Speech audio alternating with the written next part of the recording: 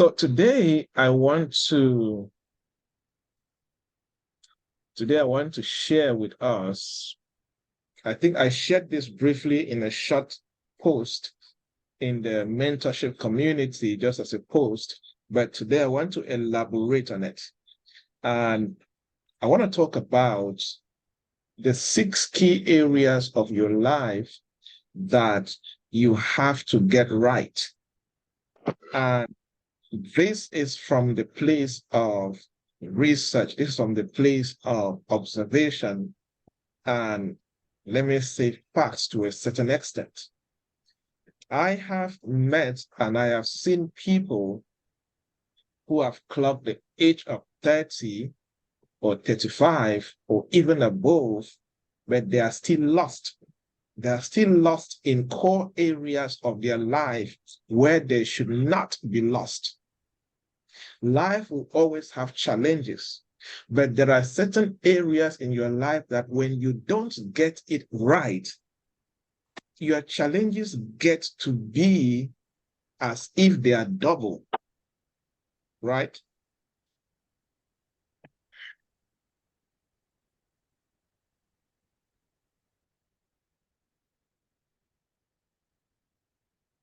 So for some people, there is a place where they get in life, or they are in a certain stage in their life, especially after 30 years and above, and their life challenges always seem to be kind of difficult or seem like double. You know, there are some people that when they're going through financial challenges, theirs is like it's double, right? It's like, or for example, when they're in a financial difficulty, to come out of that difficulty is so hard. They can be in financial difficulty for weeks and for months, even for years. But there are some people that, because they sorted out certain things in their life, when they're in a financial challenge, it doesn't take long for them to bounce back. For some people, it's just a day. Some people, it's just few hours. Some people, it's just weeks, right? And this goes same for career. There are some people that when they lose a job or they want to transition to another job, it can take a while for that transition to actually happen, or it can take a while for them to get a new job. The challenge is not that the jobs are not there. The challenge is based on certain things that they did not intentionally build as pillars in their life. It makes it difficult for them to actually transition easily. I don't know if we are understanding that, right? So these pillars or these elements that I want to talk about, they are elements that you need to get it right. If we are going to build and grow intentionally and really see significant results or see relevant outcomes from our lives after a good old age, we need to sort out these things. Okay. So from my conclusion, based on where we are right now, I'm saying so because the more you grow in experience and wisdom, certain ideas and frameworks can change. I have many frameworks and strategies that I wrote 2-3 years ago that I keep updating them. The more I study more, experience new things and new challenges, I keep updating the strategy, right? But based on where we are right now, at this stage of my life and observation and work that I have done, there are 6 facets, there are 6 pillars that if anybody is going to shine in life, especially as a young person, this is especially with people who are between 18 and 30 years. But those who are 30 years and above, it's not late. It's just that you don't have a lot of time like those who are between 18 and 30. But you can still start correcting these areas of your life if you feel that they are not right, right? So there are 6 key areas that I have come to conclude that if somebody is going to thrive in life, if somebody is going to build a life that portrays something significant, they need to get these 6 facets right. And this is not one of those teachings or sessions where you just listen and then you go be the same. I need people who will go after today and start taking these actions, especially if you understand that these pillars, they are shaky. For some people, they may not even be there at all. It's dangerous for you. If you don't get these pillars right, you continue. Maybe some of you right now are already experiencing what I'm talking about right now. Maybe your financial life may be so down and you have been working hard, doing your best for the last few months and years to bounce back and have a stable financial life, and it's totally not possible.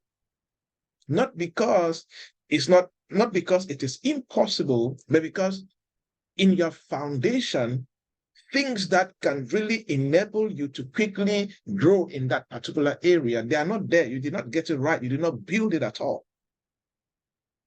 So people grow old at the age of 50, 60, 70, and they are miserable because of some of these things, right? Number one of this pillar is mindset and resilience.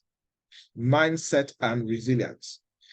If you are going to build a life, a career, a business, but a life that makes sense, a life that is significant, a life that has a future and a sustainable future, you need to get the pillar of mindset and resilience right.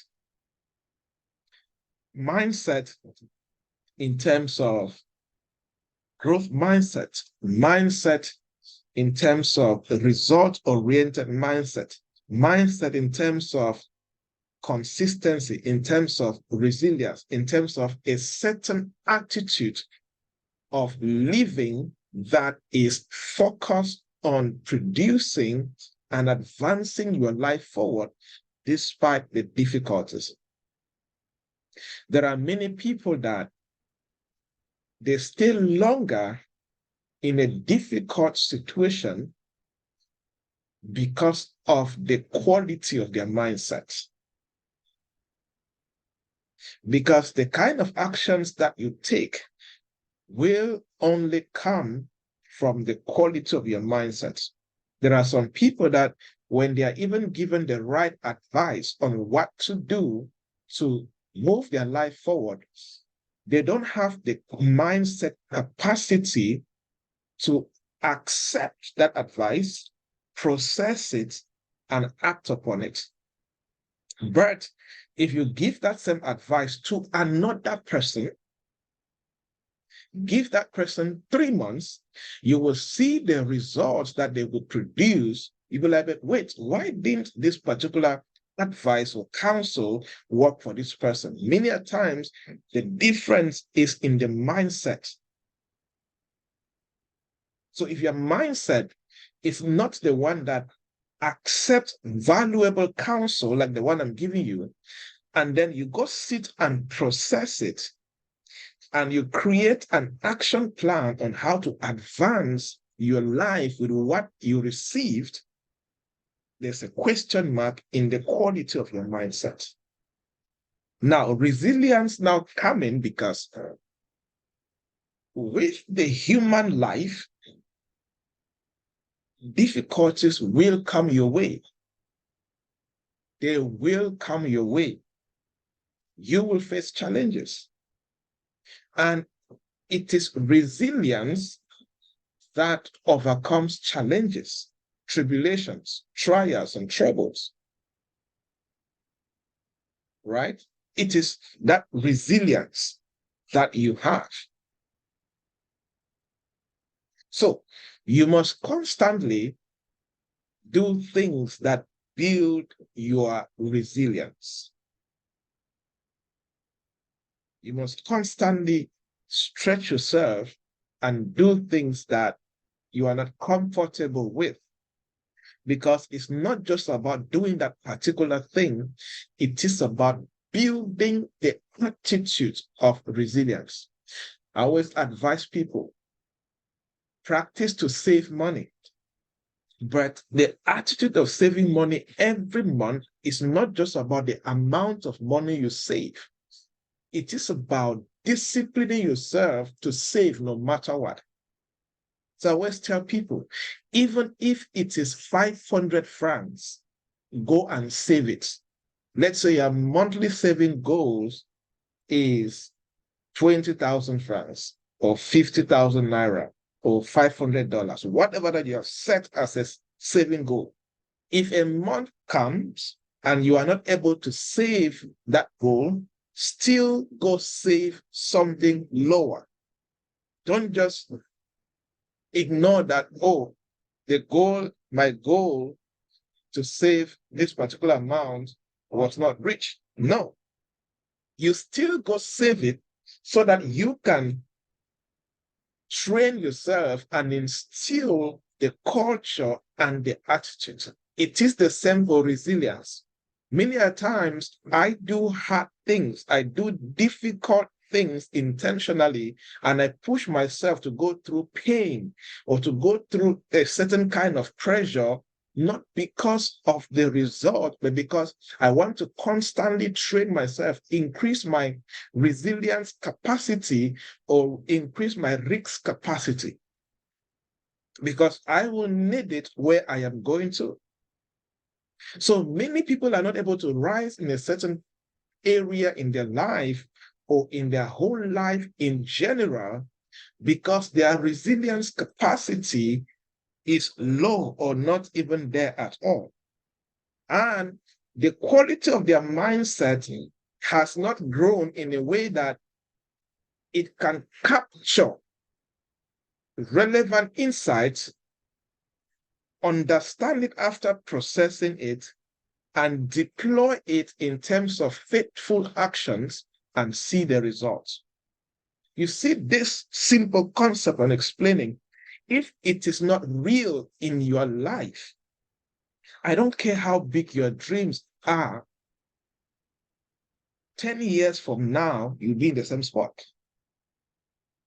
You'll be there, right? So quickly, how can you grow in this pillar?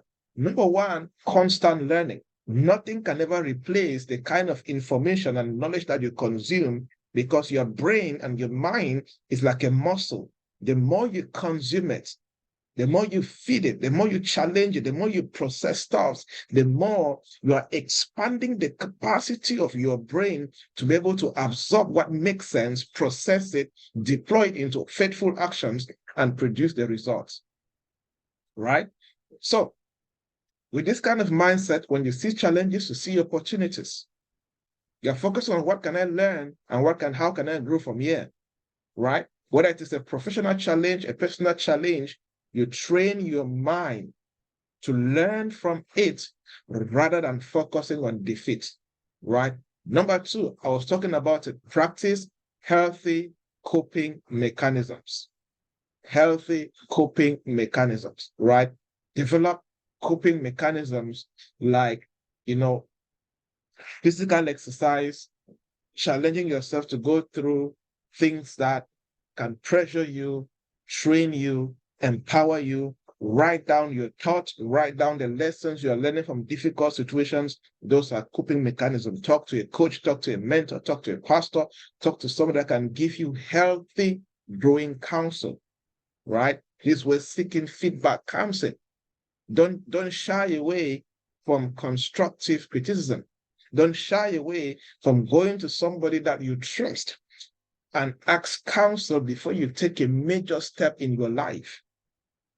It's part of mindsetting and growing in resilience. Use it as a tool for self-improvement. You get a point? So that's very important. The second pillar that you need to grow in, if you are going to build a more fulfilling life, is acquisition of value creation. Acquiring assets that will contribute to your value creation. Let me put it that way. Pillar number two, acquiring assets that will contribute to your value creation. Now, what are these assets? I've broken down these assets into three: skills, learning and certifications. Skills, that is learning attitudes and certification. If you are going to build a life that you will never be lost after 30 years and above, you need to acquire value creation assets. And these value creation assets I've broken them down into 3 sub-assets. The number 1 asset is skills.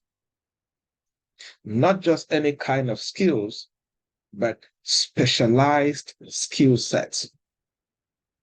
Specialized skill sets. But this comes up when you have picked an industry. When you have picked an industry, what does that mean? I have taught you guys it many times.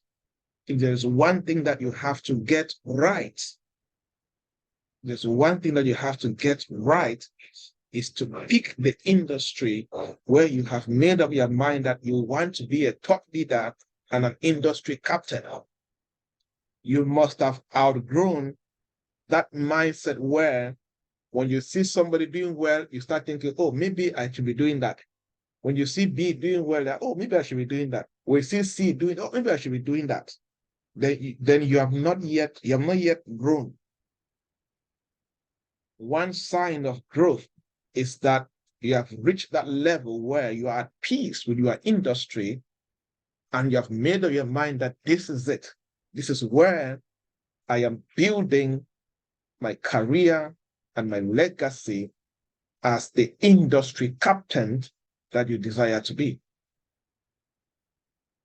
Right? When you have identified that now, what your next major target is, what are the specialized skill sets that I need to win in this industry? Every industry has specialized skill set. It's the first sub-asset under pillar number 2 of acquiring value creation assets. The industry where you are, do you know the core technical specialized skill set that you must become good at? You must be very exceptionally good at before you can shine in that industry. This is beyond you calling names. Oh, I am a business development coach. I am a finance coach. I am a this, I am a that, I am a this, I am a that. If they come to take you and break you down, interview you, audit you, do a gap analysis in your life, will they see that you have the top 1% specialized skill set of the highest performers in your industry, or you just have the name? When you don't have this right, you start struggling. Specialized skill sets. Identify the skill sets that are most relevant in your industry and pay the price of mastering those skills. Go deep to master the skills. This could involve going back to school, taking specialized courses, going through coaching and mentorship, pay whatever, but your goal should be to grow in specialized skill sets. Number 2 is linked to number 1, which is professional certifications. Every industry, especially if you're building your career at a global scale, there are certain certifications that until you acquire them, you will not command credibility. Even locally, nationally, continentally, you will not command credibility. You have to get them. So what are the professional certifications that you need to have? Certificates don't really make people, but having them positively impacts your credibility and your branding, your profiling. And many a times when people see your credibility and your branding before they can trust the specialized skill sets that you have. Certifications can offer you an edge in your professional life. It shows that you're a committed person and you are qualified to get the job done, even if the person thinking of doing business with you or recruiting you, even if they have not worked with you before, they can trust you from afar because of your certifications. That's the second asset under pillar number 2. The third asset is a learning habit, learning attitudes. If you're going to shine in life, you're going to consistently keep growing, you need to have that learning attitude. One time I taught you guys here about having an innovative learning curriculum.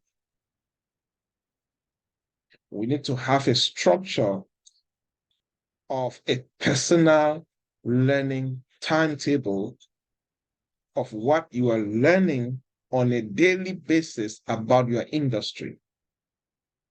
It's important for you. It's critical for you. Without that, you're going to struggle. So if you still feel lazy to read certain industry books, you still feel lazy to read certain articles, it's going to negatively affect you. Now or tomorrow or several years to come. Okay?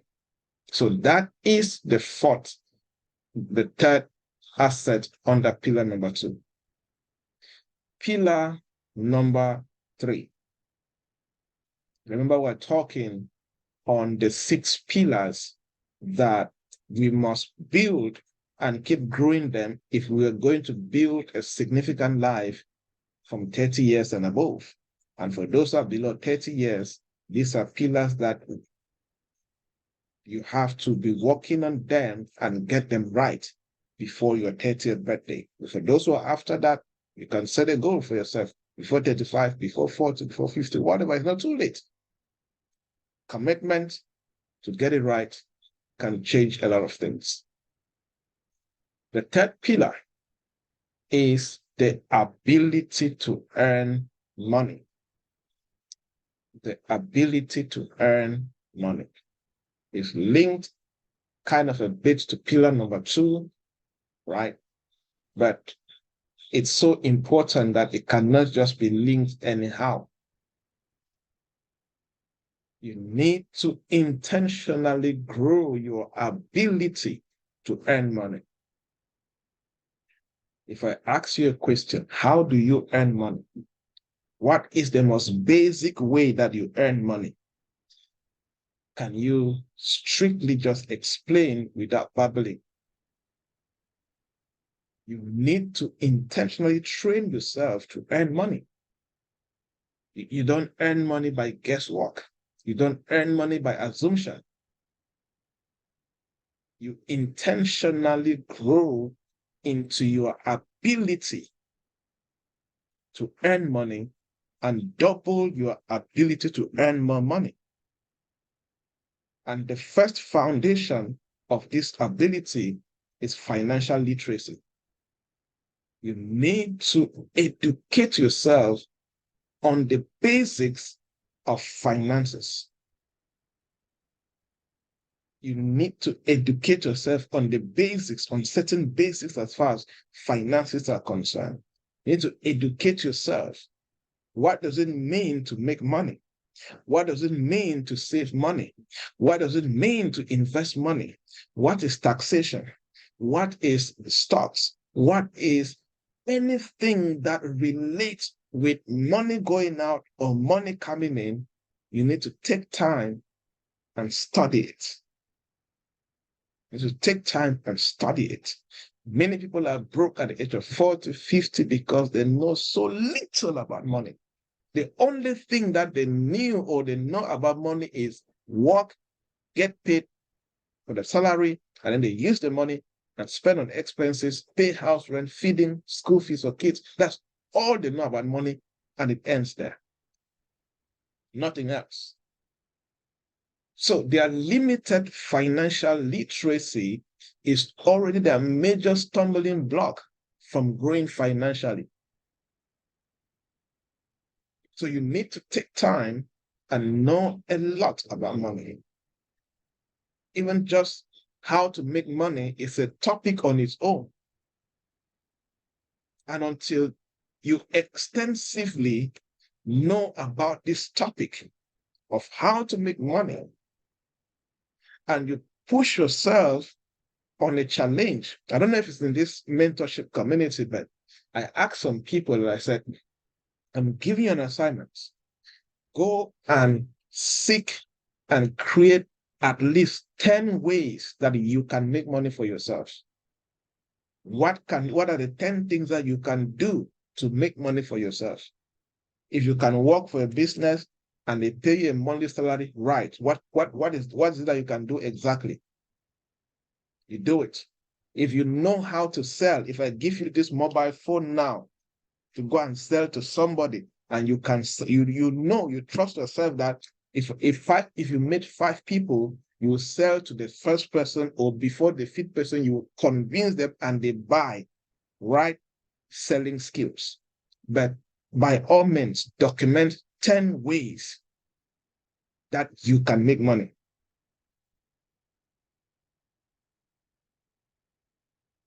What can you do to make money?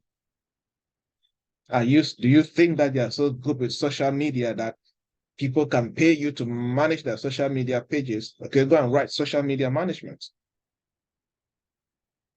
Even though you feel that you have never done it before, but do you have the conviction, the competence, and the confidence that you can do it? You challenge yourself like that, in that dimension. So under pillar number 3, you need to grow in financial literacy. When you start growing like that, you now go forward and focus on diversifying your income streams. You intentionally start taking steps of diversifying the various ways that money comes into your life. Seek more ways that money can come into your life.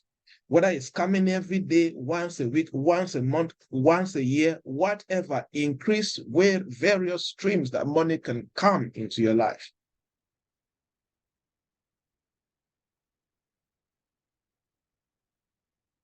Can you do freelance projects? Go and do it. Can you do buying and selling? Go and do it. Can you do online sales? Do it. Can you seek for investments that make sense? Do it. Can you start a side business that you can add to your job? Find a way, but you start thinking in that direction. It's going to help you a lot to do that. When you do that, the 4th thing under money is long-term planning. This is where wealth creation comes in. Wealth creation comes in. You start thinking of how can you use platforms or structures like real estate investments, or investing in startups and owning equity, or whatever that you can do. Can you buy government bonds? What can you do that is around you that is more of long term, that you can use and retire, or when your strength is weighing out, it can now grow and make more money? Because when you are growing old and your strength is wearing out, you can no longer work hard like you used to work when you were young. So you can no longer make money with hard work and dedication like you used to make when you are young. So you need more of systems now to bring money into your life when you are old, no longer hard work and dedication. You get the difference? So you need to start thinking like that. Long-term planning concept. Okay. The 4th pillar that I want to talk about is influence. Influence. You need to grow in this pillar of influence, and influence in 2 key areas: industry influence and community influence. How are you influencing your industry, where you're an industry captain or where you picked up the career? And how are you influencing your local community? This could be your village, this could be your region, this could be your country, whatever. But what is that general influence that you can bring to the community? You need to find ways that you can begin to influence. For example, you can start doing industry influence by contributing with a body of knowledge. Let's start from the basics. I always say that if you have done your undergraduate program or graduate program and you wrote your graduate thesis or whatever, and it's not on the internet where other people can read, then I wonder what kind of a professional you are. How are you influencing your industry when your body of work, where you did some research, is not in public for others to read? So not little influence from your corner. From there, you can grow into writing books if you're a good writer. You can grow into writing blogs for your industry, blog post articles for your industry.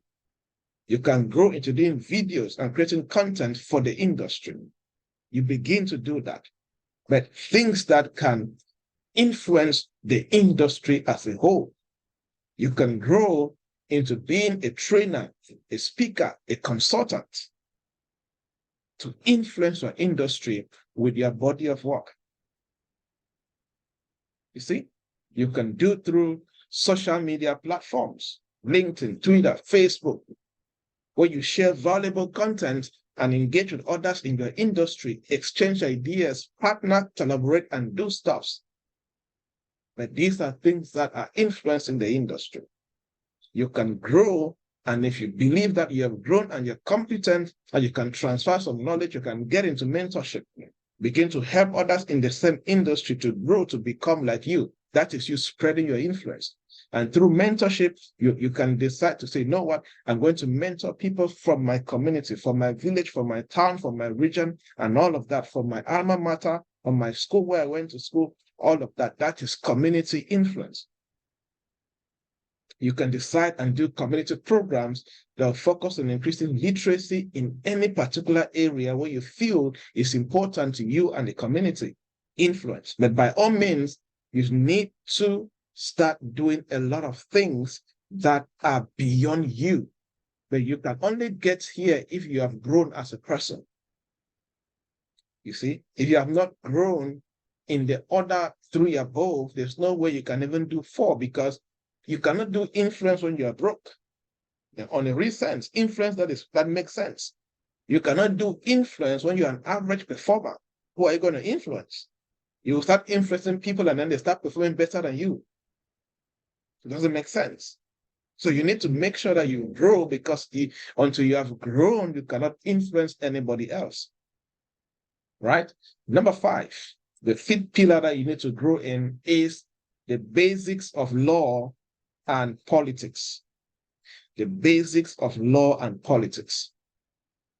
You need to know the basics of law governing your country, governing your sector, and know how the political scene in your country looks like. This is first for your strategic safety, second for your career and business decisions.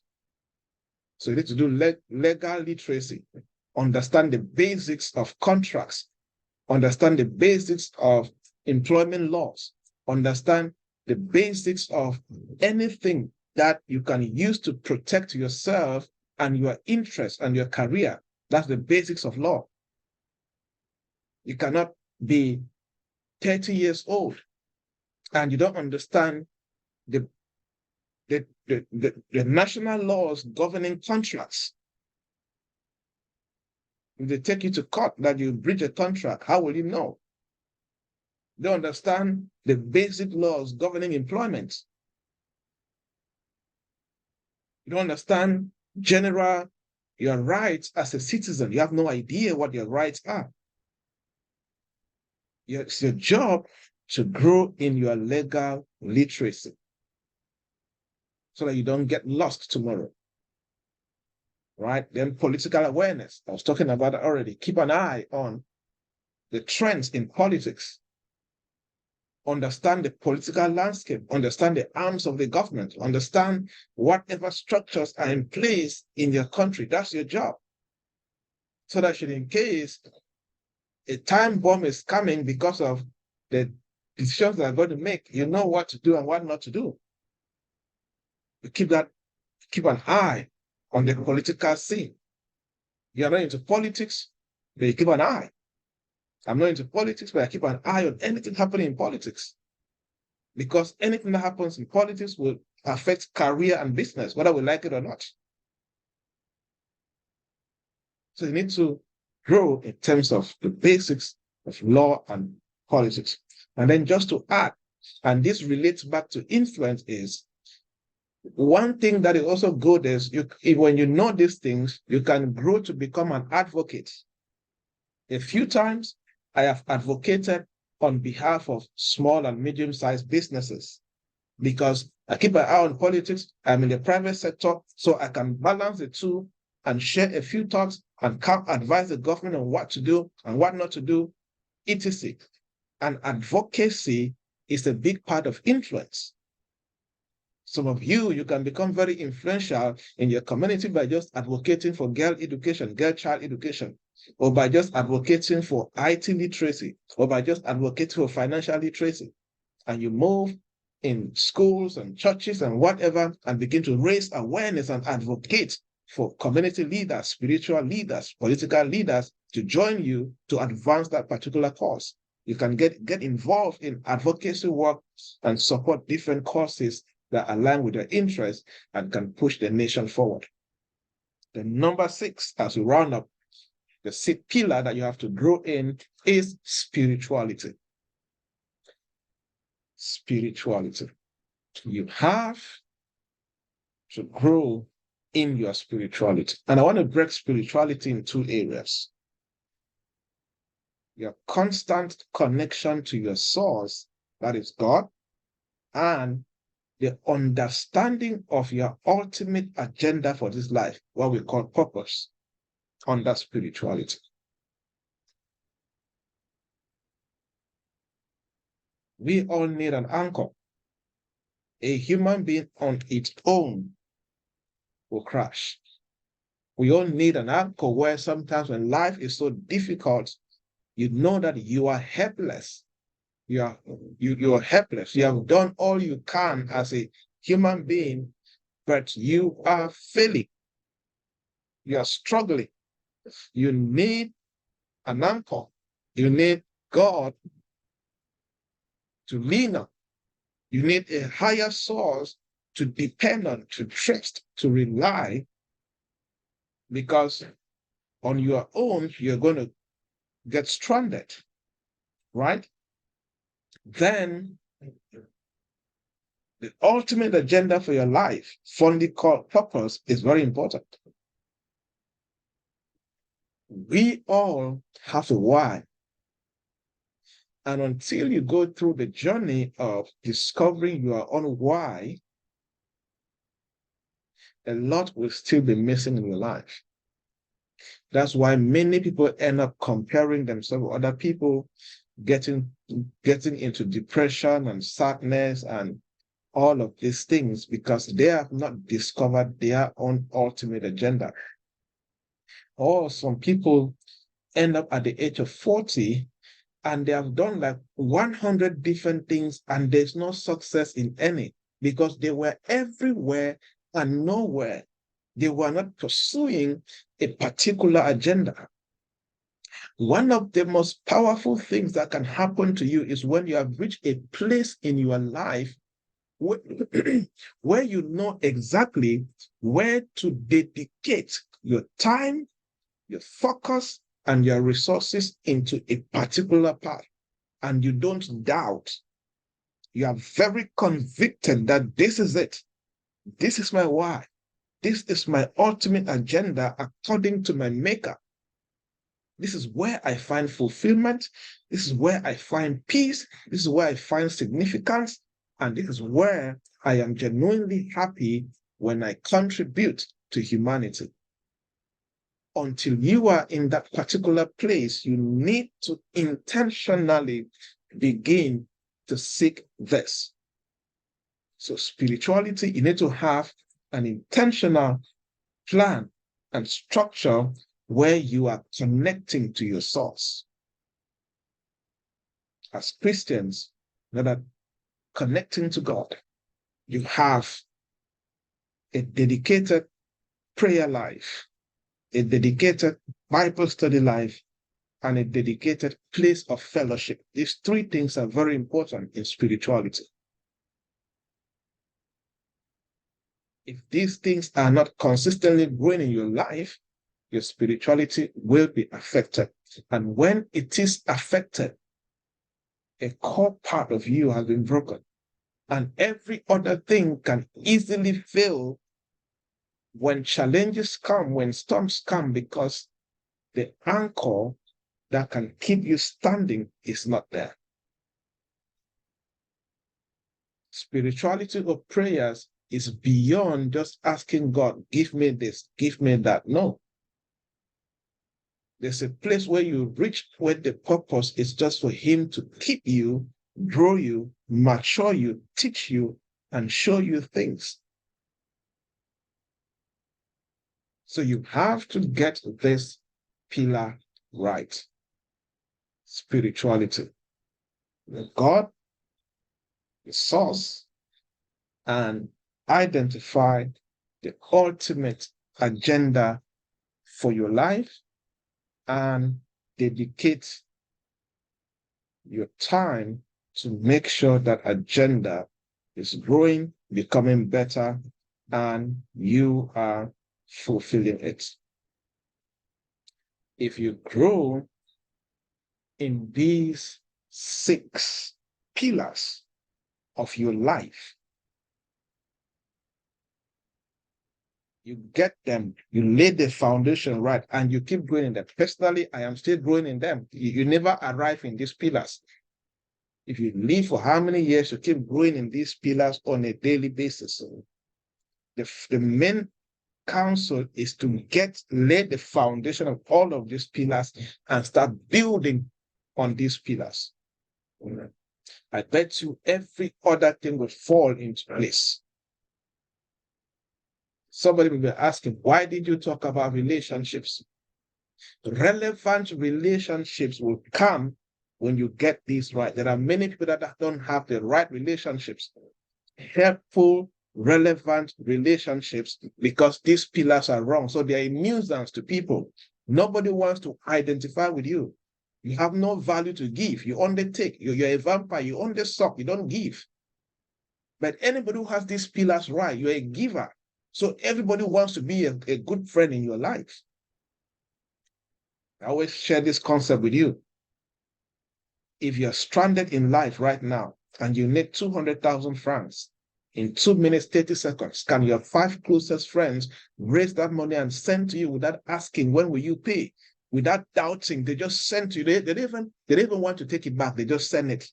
As long as it's you, they just send it. They don't even care whether they will pay back or not, because of the level of friendship that you guys share and relationship. Do you have that? You can only reach that level based on how you have grown in these pillars and you have become a significant part and a valuable person to other people.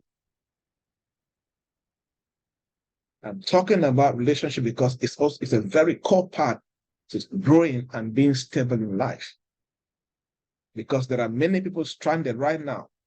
I always say the example, the financial valley of debt. There are some people that, let's say, they were in business and the business was doing well and things went wrong and they crumbled and they went down the dark valley. And to leave the dark valley, all they needed was somebody to send a hand or a ladder and draw them out from that valley. But they've been in that valley for 2-3 years. Nobody's there to rescue them. Do you know why? There's nobody at the top that can send a ladder down to pick them up. But that comes based on the state of how you have these pillars the right way. So the question for you is, as a roundup, is, if you were to carry out a measurement of how far you have grown in these pillars, let's say 10, 10, 10, 10. Pillar 1, from between 1 and 10, where are you in that pillar in terms of growing that pillar? Do you even have the pillar? If not, write a 0.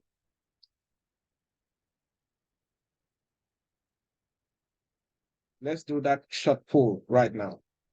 Go ahead, type in the chat section. Type in the chat section using the 6 pillars. Share with me. Let me see where you are. Pillar number 1, where are you? Pillar number 2, where are you? Between 1 to 10, and share.